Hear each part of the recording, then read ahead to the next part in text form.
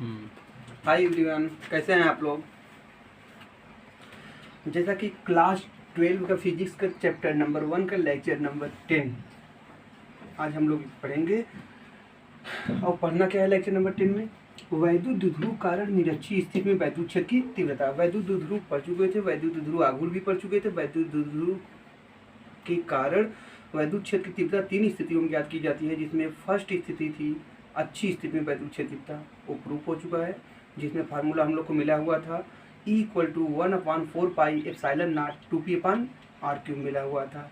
जैसा कि आप लोग को उस दिन हम बताए हुए थे कि जो आप लोग को अच्छी पढ़ रहे हैं उसको ध्यान से आप लोग पढ़ लीजिएगा, रिवीजन कर लीजिएगा। तो आप लोग सो उम्मीद करते हैं आप लोग पढ़े होंगे, जहाँ तक उम्मीद है। और यदि जो नहीं पढ़े होंगे तो उनको थोड़ा ध्यान से भी देखिएगा, नहीं तो फिर आगे और प्रॉब्लम क्रिएट होगी, क्योंकि हम बता चुके हुए हैं पिछली लेक्चर क्लास में, लेक्चर क्लास नंबर 9 में बता चुके हुए हैं कि जैसे अगर आप अच्छी स्थिति पढ़ लिए उसी तरीके से थोड़ा थोड़ा चेंजेबल रहेगा, नहीं तो आपको 6 टॉपिक उसी तरीके से पढ़ना, अच्छी नहीं अच्छी किसी बिंदु पर। अभी तो वैद्युत द्विध्रुव पढ़ रहे हैं, क्षेत्र निकाल रहे हैं, नेक्स्ट चैप्टर में विभव भी ज्ञात किया जाएगा इसी तरीके से। ठीक है, हम लोग आते हैं अपने टॉपिक पर। हम लोग का टॉपिक है यहाँ सेकेंड, वैद्युत द्विध्रुव के कारण निरक्षीय स्थिति में वैद्युत क्षेत्र की तीव्रता। तो सबसे पहले वैद्युत द्विध्रुव बना लेते हैं, इसे समझ लेते हैं, इसके कंडीशन समझ लेते हैं कि इसमें क्या क्या लगेगा और क्या क्या यूज होगा, मतलब इसमें कौन कौन से आवेश होगी, उनके बीच की दूरी क्या होगी, निरक्षीय स्थिति में निकालना है तो कितनी दूरी पर निकालना है, पहले उसे समझ लेते हैं। ठीक है, आइए हम लोग डायग्राम इसे बना देते हैं।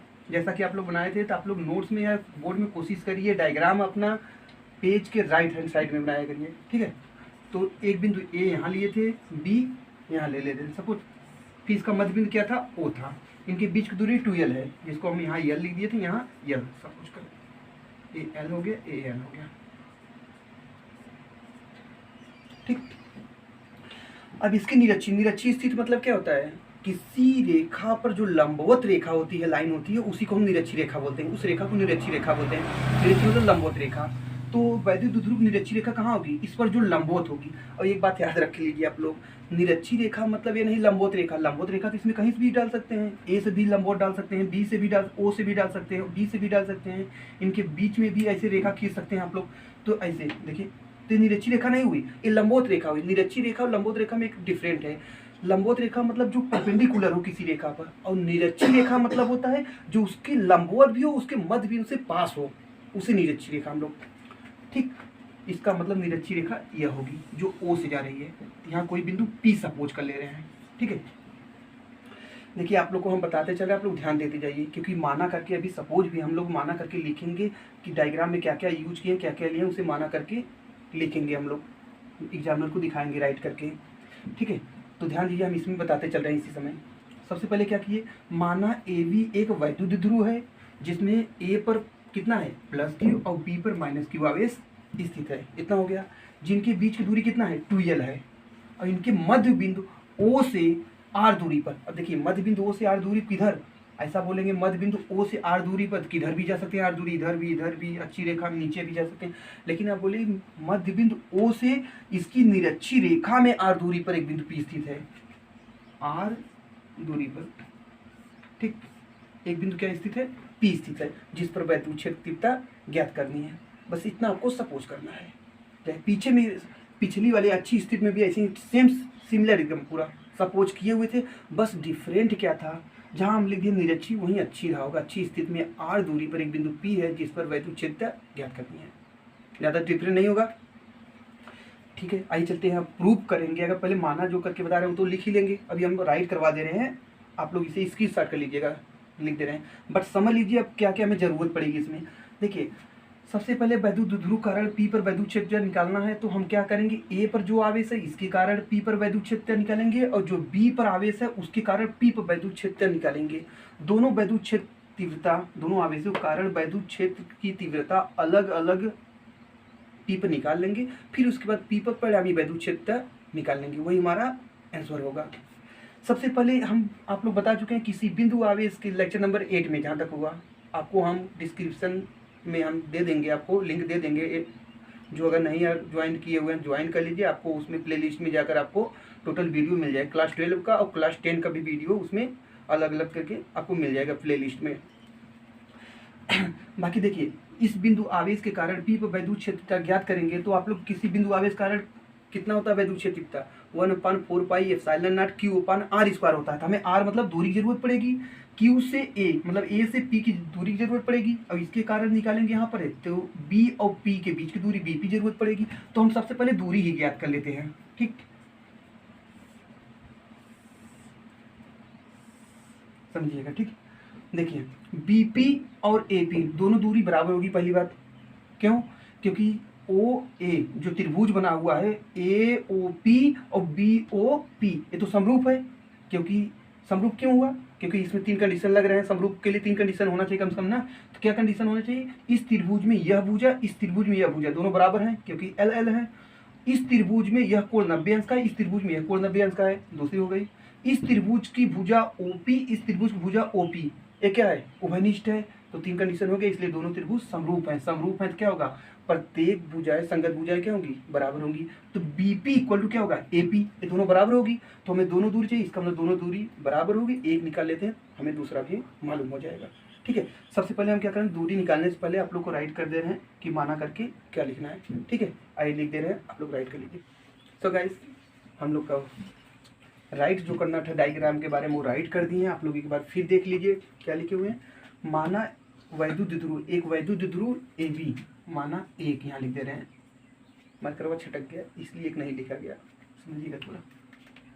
माना एक वैद्युत ध्रुव AB परावैद्युतांक के माध्यम में स्थित है। ये जो वैद्युत ध्रुव AB है किसी माध्यम में स्थित है, उस माध्यम का परावैद्युतांक कितना है?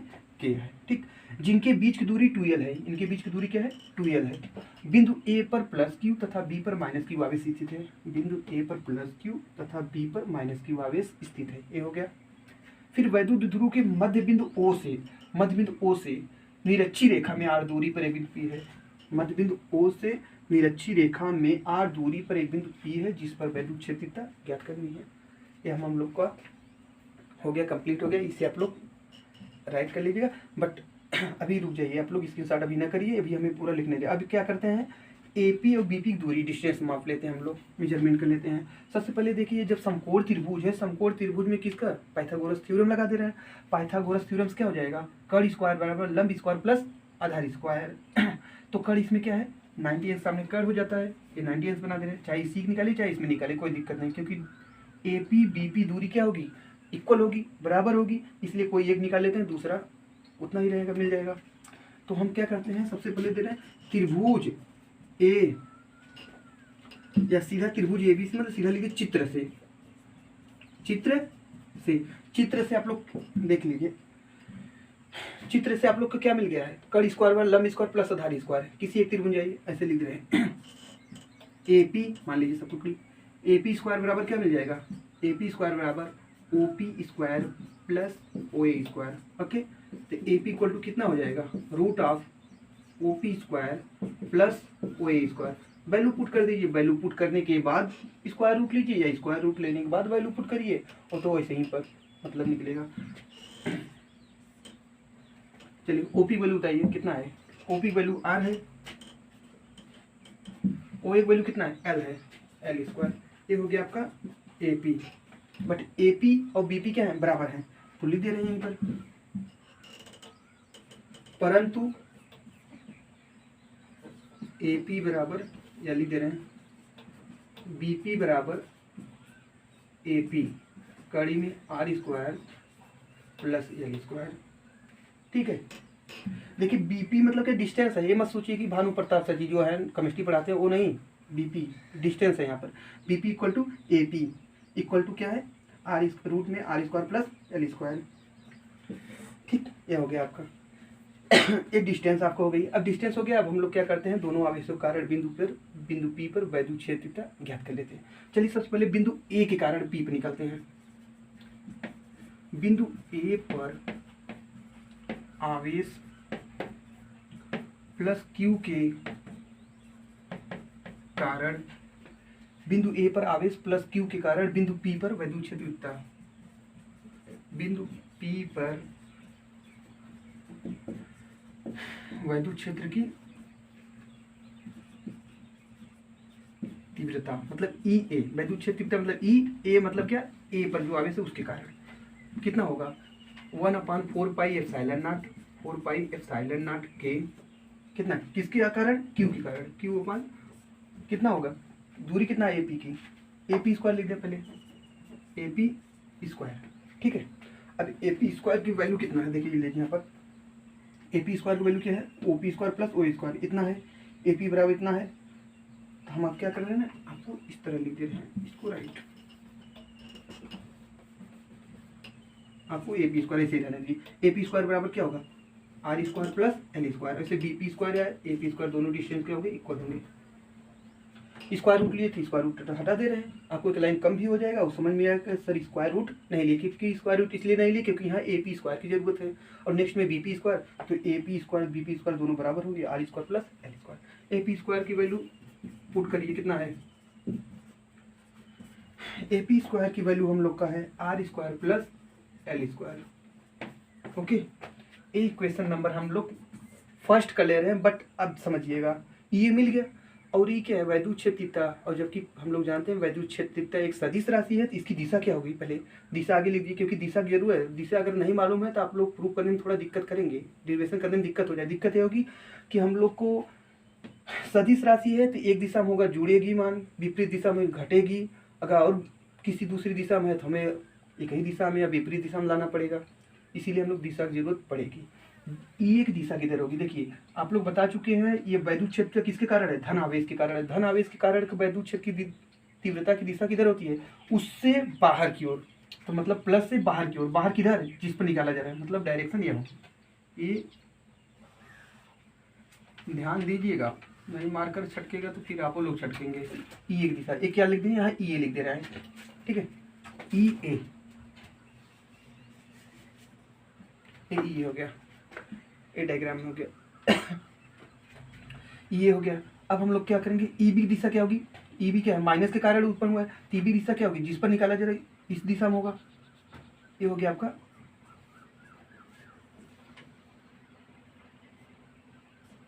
ई बी दिशा, ठीक।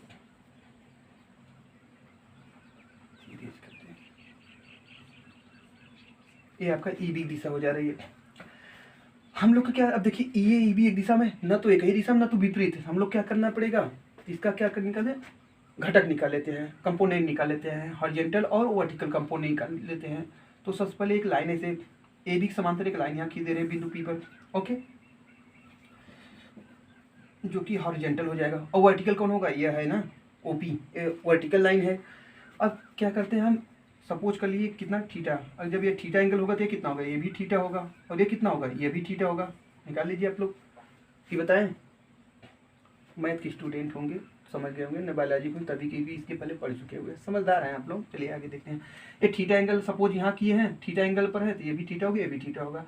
तो देखिए ई ए का क्षैतिज घटक क्या होगा, ई ए कॉस थीटा इधर होगा, ये कॉस थीटा, ये कॉस थीटा ये हो गया, क्योंकि हॉरिजॉन्टल जिसके साथ, आप लोग घटक बता दें, घटक कैसे निकाला है, देखिए किसी भी राशि किसी भी क्वांटिटी का क्षैतिज घटक कौन होता है, जिसके साथ वो कोण बनाएगी वो उसका क्षैतिज घटक होगा, और उसी के लंबवत जो क्षैतिज घटक है उसके लंबवत जो होगा वो क्या होगा, उसका ऊर्ध्वाधर घटक होगा।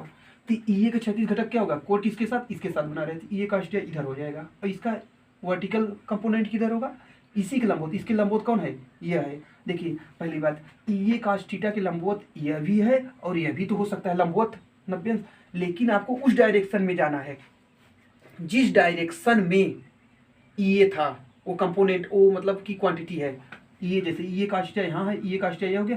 अब ये साइन थीटा किधर होगा, इसके लंबवत, लंबवत किधर जाएंगे, जिधर ये है, ये तो ऊपर है, इसलिए हम क्या करेंगे, इसका वर्टिकल कंपोनेंट इसके ऊपर की दिशा मिलेगा, मतलब इधर। हम इस डायग्राम को आप लोग स्क्रीन शॉट करना हो तो स्क्रीन शॉट कर लिए, थोड़ा हम डायग्राम में बना रहे हैं, मिटाएंगे नहीं डायग्राम, स्क्रीन शॉट कर लीजिए, डायग्राम में कुछ और बना रहे हैं क्योंकि ये ऊपर लिखा है, इसके हम इरेज करना चाहते हैं, स्क्रीन शॉट कर लीजिए आप लोग, जल्दी करिए, हो गया। आइए अब इसको मिटा दे रहे हैं। अब देखिए ये क्या होगा, वर्टिकल घटक होगा, इसका कंपोनेंट क्या होगा, ये साइन थीटा होगा। अब ई बी इधर है, ई बी क्या इसके साथ कोण बना रहे थे, इधर होगा ई बी कॉस थीटा, और ई बी साइन थीटा किधर होगा, इसके लंबवत, क्योंकि नीचे क्यों, क्योंकि क्यों ई बी नीचे है, ये क्या होगा E B sine theta, okay. E B sine theta. आप लोग मत मिटाइएगा डायग्राम में, आप लोग ऐसे बना लीजिएगा जिससे यहाँ से यहाँ तक आर दिखे, या यहीं आर लिख दीजिएगा, समझ जाएंगे एग्जामिनर, ठीक है। इससे आप लोग अब क्या करते हैं, इसकी दिशा बता देते हैं। दिशा किधर होगी, ए से पी की दिशा में, ए से पी की ओर, ठीक है। अब हम निकालते हैं बी कारण पी पर वैद्युत क्षेत्र, इसे आप लोग स्क्रीनशॉट नहीं किए तो कर लीजिए। अब बिंदु बी के कारण पी पर वैद्युत क्षेत्र, ठीक है। बिंदु बी पर आवेश माइनस क्यू है, उसके कारण पी पर वैद्युत क्षेत्र की तीव्रता ई बी इक्वल टू कितना हो जाएगा, 1/4 पाई एप्सिलॉन नॉट के क्यू अपान कितना डिस्टेंस है, B P square. B P की वैल्यू कितना था अभी, अब हम लोग पीछे देखे हुए नीचे, जितना ए पी था उतना ही बी पी था, Q R square plus L square, ठीक। इसकी डायरेक्शन क्या होगा, पी से बी की दिशा में।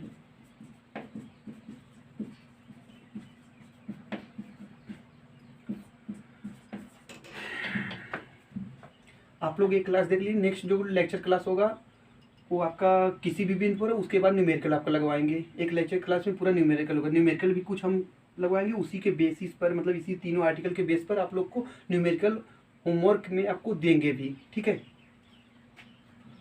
आइए अब क्या करते हैं, दोनों तो वैद्युत क्षेत्र निकल गई। अब हम लोग को देखिए कुछ राइट कर लेते हैं। हमें लोग चार वैद्युत क्षेत्र यहाँ मिल गया, डायग्राम में देखिएगा, A cos theta, A B cos theta, A B sine theta, A sine theta. P पर कितना वैद्युत क्षेत्र मिला है, 4 ठो, एक ऊपर की दिशा में, दूसरा एक नीचे की दिशा में, और 2 क्या लेफ्ट दिशा में है। तो 4 वैद्युत क्षेत्र है, जो एक ही दिशा में उसे जोड़ दीजिए, जो विपरीत दिशा में उसे घटा दीजिए। तो सबसे पहले देखिएगा ई ए साइन थीटा और नीचे क्या है, ई बी साइन थीटा। और जबकि हम ई ए और ई बी वैल्यू क्या हम लोग का इक्वल है, ई ए का वैल्यू क्या था, सेम यही था 1/4 पाई एप्सिलॉन नॉट के Q upon R square plus L square, यह था। और ई बी की वैल्यू है और ई ए की वैल्यू भी यही था। जब दोनों इक्वल हैं तो ई ए साइन थीटा इसमें भी है, साइन थीटा इसमें भी है, ई ए साइन थीटा और ई बी साइन थीटा दोनों क्या होंगे, इक्वल होंगे, क्योंकि दोनों मान बराबर हैं। ये दोनों इक्वल होंगे और दिशा विपरीत है, एक ऊपर एक नीचे है, तो घटेगा कितना आएगा, 0, क्योंकि जितना ऊपर है उतना नीचे है, घटेगा 0 आ जाएगा। ये तो निरस्त कर देगा एक दूसरे को। तो आप लोग इसे राइट कर दीजिएगा, ऐसा ना करिए कि पूरा इसको लिखे ही ना, एक लाइन लिख दीजिएगा, बिंदु पी पर ऊर्ध्वाधर बिंदु पी पर E A sine theta, E B sine theta समान है, परिमाण में समान है, परंतु दिशा में विपरीत है, अतः एक दूसरे को निरस्त कर देंगे, ठीक। जबकि ई ए कॉस थीटा और ई बी कॉस थीटा दोनों समदिश हैं, समदिश मतलब एक ही दिशा में, लेफ्ट राइट नहीं लिखना है, बस लिख दिए समदिश है, जिसके कारण तुल्य या परिणामी वैद्युत क्षेत्रता बराबर ई बराबर इतना प्लस इतना, ठीक। आइए सबसे पहले उसको राइट कर देते हैं।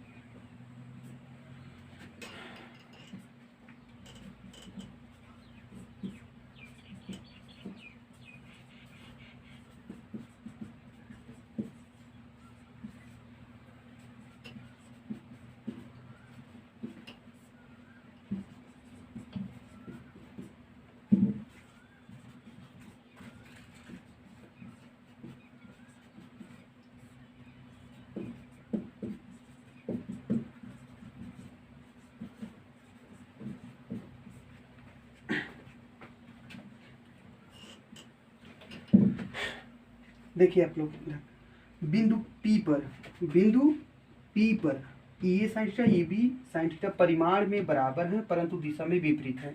अतः एक दूसरे को निपोड़ देंगे, उचाड़ देंगे, निरस्त कर देंगे, मतलब निरस्त कर देंगे। परंतु ई ए कॉस थीटा हुआ ई बी कॉस थीटा, दोनों क्या है, एक ही दिशा में है, समदिश है। तो पी पर परिणामी वैद्युत क्षेत्र की तीव्रता कितना होगा, इक्वल टू कितना हो जाएगा, equal to E A cos theta plus E B cos theta. ठीक है, अब मान जितना है उतना राइट करें, इसकी स्क्रीनशॉट करिए, मिटा दें।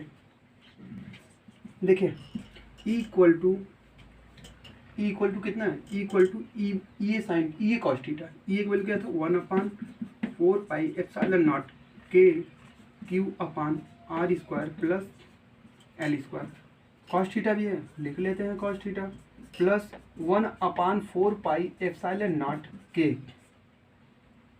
Q upon R square plus L square cos theta. दोनों ऐड करेंगे कितना आ जाएगा, देखिए दोनों इक्वल हैं, तो दो वैल्यू दो क्वांटिटी अगर इक्वल होगा उसका सम करेंगे कितना होगा, उसमें 2 का मल्टीपल कर लीजिए। जैसे क्या 3 और 3 कितना होता है 6 होता है, या 3 में 2 को मल्टीपल कर लीजिए, 3 2 जा 6, ये होगा ना, मतलब दोगुना कर दीजिए, दोनों सेम है इक्वल करेंगे। तो हम क्या कर रहे हैं, यह क्वांटिटी और यह क्वांटिटी दोनों इक्वल हैं, तो हम क्या कर रहे हैं, दोनों को ऐड करेंगे कितना आएगा, बीच में प्लस है, ऐड करेंगे क्या होगा, 2 को मल्टीपल कर ले रहा है 1/4 पाई एप्सिलॉन नॉट के Q upon R square plus L square. एक बार लिखे और 2 बार ऐड करेंगे, यहाँ 2 लिख दे रहे हैं, 2 गुणा कर दे रहे हैं, या फिर 2 यहीं लिख दे रहे हैं, अगर इधर की सूरत है। कॉस थीटा तो भूल गए हैं बच्चा, काठिया लिख लीजिए, इतना हो गया। अब हम लोग आपको जैसा पिछले अच्छी स्थिति में बताए थे, अब वही ध्यान दीजिए आप लोग। आप लोग यहाँ वैद्युत ध्रुव कारण निकाल रहे हैं, पी होना चाहिए, पी बराबर क्या होता है 2ql, 2q तो आ गया, यल अभी नहीं आया है, तो क्या करें, सबसे पहले कॉस थीटा का मान बताइए डायग्राम से। कॉस थीटा बराबर क्या होता है, जैसे फार्मूला आप लोग जानते होंगे, लालचंद कक्का वाला, लाल बटे कक्का, लालचंद कक्का नहीं, लाल बटे कक्का वाला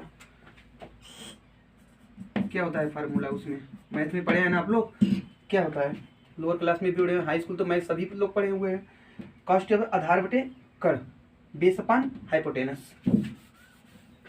तो यहाँ लिख दे रहे हैं, परंतु कॉस थीटा बराबर क्या होता है, बेस अपान हाइपोटेनस, मतलब आधार बटे कण। आधार क्या था उसमें, थोड़ा देख लीजिए आप लोग डायग्राम में, आधार क्या है, आधार किसे कहते हैं, लंब किसे कहते हैं, कण किसे कहते हैं, ये मालूम होगा, कुछ लोग को नहीं मालूम होगा तो समझ लीजिए, आज जान लीजिए। कॉस थीटा, जब थीटा का वैल्यू क्या होगा, जहाँ कोण बनेगा पहले 90 डिग्री के सामने हमेशा क्या होता है, हाइपोटेनस कण होता है, क्या होता है, कण होता है। और उसके बाद जो कोण बचे उसमें से एक जगह आपको इंडिकेट किया रहता है कोण के चिन्ह के, तो जहाँ कोण बनेगा उसके सामने लंब होता है, उसके सामने लंब होता है, बाकी जो कोण बचता है उसके सामने कण होता है। ध्यान दीजिएगा, 90 अंश के सामने हमेशा कण होता है। अब 2 कोण बचे हैं, या फिर 90 के सामने कण होता है, एक भुजा तो मालूम हो गई कण, और 2 भुजा बचे हैं, कौन उसमें लंब है कौन कण है, तो लंब वह होगी जिसके सामने कोण बनेगा, जिस भुजा के सामने कोण बन रहा है इंडिकेट किया गया वो क्या होगी, उसके सामने कोण के सामने लंब होगी। और यदि आप लोग कहेंगे सर दोनों अगर दे दिया जाए, तब अगर 2 कोण बचे हैं, दोनों कोण को इंडिकेट किया जाए तब कौन लंब होगा कौन आधार, तो किसी एक को लंब किसी एक को आधार मान सकते हैं आप लोग। और नहीं तो यहाँ पर ऐसे नहीं दिया, यहाँ कोण यहाँ हम थीटा माने थे, तो इसके सामने लंब होगा, ये क्या होगा, आधार होगा। ठीक है, तो आधार बटे क्या होता है फार्मूला, आधार बटे कण होता है, तो आधार क्या यह है, इसका नाम क्या कर लिखते हैं, ओए ओए ओए अपान क्या हो जाएगा, कण क्या है ए पी, ओ की वैल्यू कितना था एल, ए पी की वैल्यू कितना था बच्चा निकाले थे, R square plus L square ही था ना, ए पी की वैल्यू क्या था, ए पी की value R square plus L square नहीं, ए पी स्क्वायर की वैल्यू इतना था, ए पी की वैल्यू क्या हो जाएगा, कड़ी लग जाएगा, तो कड़ी लगा लेते हैं बच्चा। ठीक, अब यही वैल्यू कॉस थीटा मान ले जाकर इसमें रख दीजिए, किसमें, समीकरण, इसका नाम क्या, समीकरण 1 होता, समीकरण 2 क्या था आपका ई बी, ये समीकरण 3 सपोज कर ले रहे हैं, इसको नहीं, इसको समीकरण 3 सपोज कर दिए। अब क्या करेंगे, कॉस थीटा का मान समीकरण 3 में रखने पर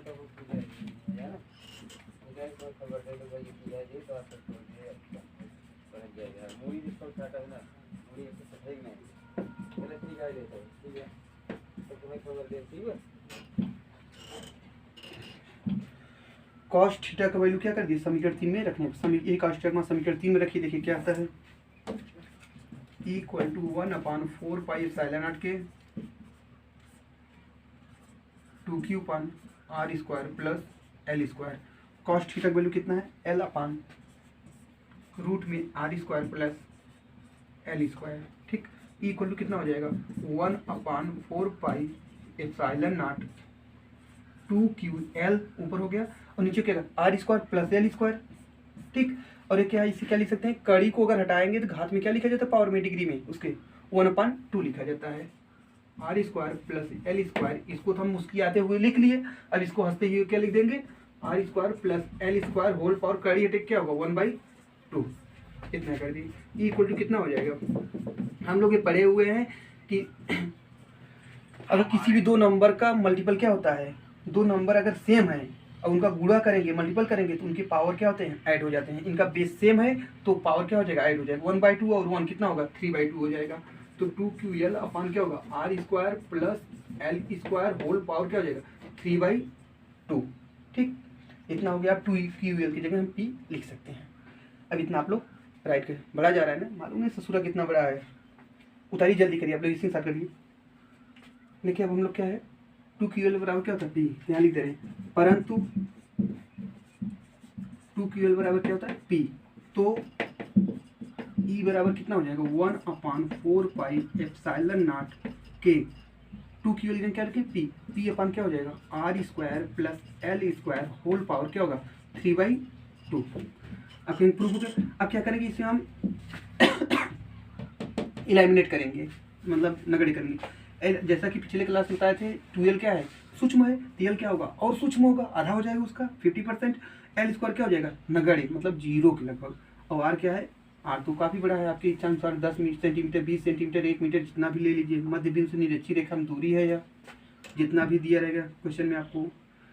तो r क्या है, कुछ तो है, 0 से बड़ा है, और ये क्या 0 से छोटा है। 0 से बड़ा कोई भी संख्या रहेगी उसका वर्ग करेंगे तो बड़ा हो जाएगा, और 0 से छोटा दशमलव में कोई भी संख्या रहेगी उसका वर्ग करेंगे तो और छोटा हो जाएगा। ठीक, एक तो पहले ही नगण्य था, बेचारा मरा हुआ था, ऊपर से हम और मारेंगे तो क्या होगा। देखिए l² क्या है, नगण्य है। l² r² तुलना में बहुत नगण्य है, सूक्ष्म है, मतलब l² लेस देन r², बहुत सूक्ष्म है। तो क्या करेंगे, r² की तुलना में, r की तुलना में क्या है, l² को नगण्य करने, नगण्य मतलब सूक्ष्म करने में, छोड़ देने पर, 0 कर देने पर। तो इक्वल टू कितना हो जाएगा 1/4πε0 के p/r² बचेगा, l² को नगण्य कर दिए, पावर में कितना है 3/2 है। तो इक्वल टू कितना हो जाएगा 1/4πε0 के, देखिए पावर की पावर में मल्टीपल, पावर की पावर है तो क्या हो जाता है, उसका मल्टीपल होता है। 2 में 3/2 का, 2 में 3/2 का मल्टीपल होगा, कितना होगा 2 कैंसिल हो जाएगा, पावर में 3 बचेगा, p/r के। ये आपका फार्मूला हो गया, किसके लिए, माध्यम के लिए। किसी माध्यम के लिए वैद्युत क्षेत्र की तीव्रता है, और कौन सी स्थिति में, वैद्युत ध्रुव की निरक्षीय स्थिति के लिए फार्मूला है। ठीक, और जब पूछेगा निर्वात के लिए तो क्या करेंगे, निर्वात के लिए k बराबर क्या होता है 1, k इक्वल टू n। तो e बराबर क्या होता है, e बराबर 1/4πε0, k का वैल्यू 1 हो गया, k की जगह 1 रखेंगे तो ये कितना आ जाएगा, इतना इंटू p/r³। ये आपका फार्मूला प्रूफ हो गया, ये माध्यम के लिए, ये निर्वात के लिए। ठीक, ये तिरछा है क्या यार, हम ही तिरछा है क्या, थोड़ा उल्टा सीधा हो जाता है।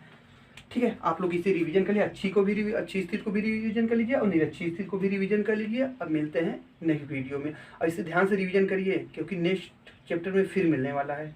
ठीक है, ओके, आज के लिए बस इतना ही। जय हिंद, वंदे मातरम।